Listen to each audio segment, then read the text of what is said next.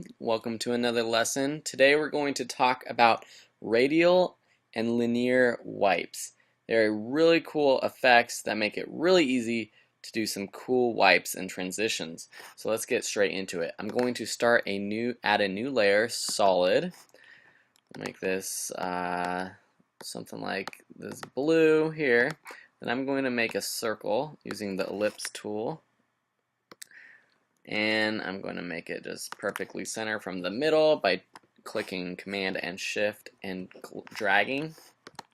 So now we have this circle, and this is an effect that I use a lot. Let's first do a radial wipe. So we have, if you type in radial wipe under transition, you have radial wipe.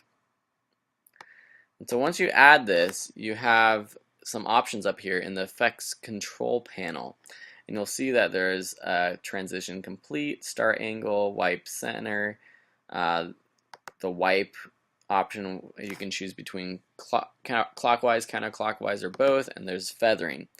And I'll show you as I increase the percentage of the transition completion, you see that this circle is being wiped. And so we can set keyframes at the start, and then as you bring up keyframes, you can press U on the keyboard to see all the keyframes down here in your timeline. And 1 second, we'll set it to 100%. And there you have a cool radial wipe. You know, we can reverse these keyframes so that the wipe makes the circle appear. We can change it to counterclockwise, and we'll see what that looks like. So it's just the opposite. We can add some feathering to it, and you can do this to any layer. So you can do it to shapes, photos, compositions, really any layer that you want. So there's some feathering if you want. You can change the wipe center, so by clicking this little icon next to the numbers right here, and then moving around the composition, you can like set it down in the bottom corner of your circle or whatever. And let's see what this looks like. Oops, let me undo that.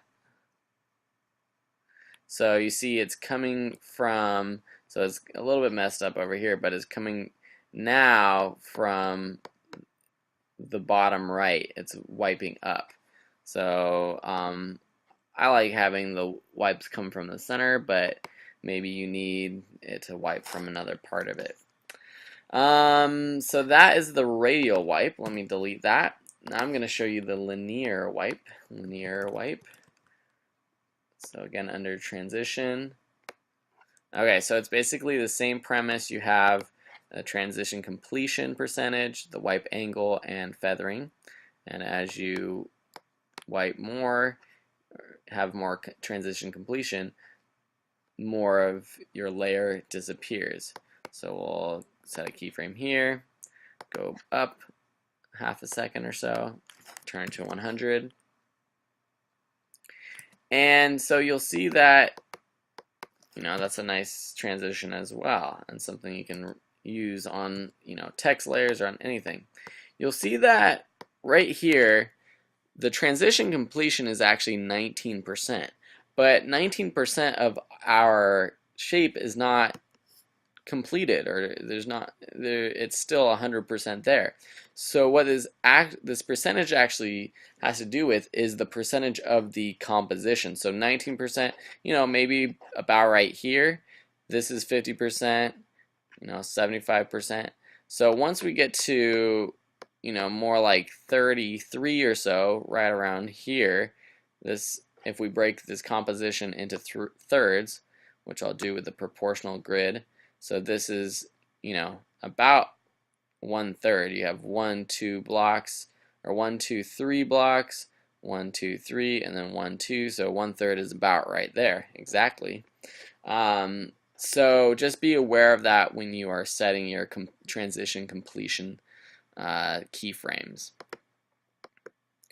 So those are the transition completion, or the linear wipes and the radial wipes.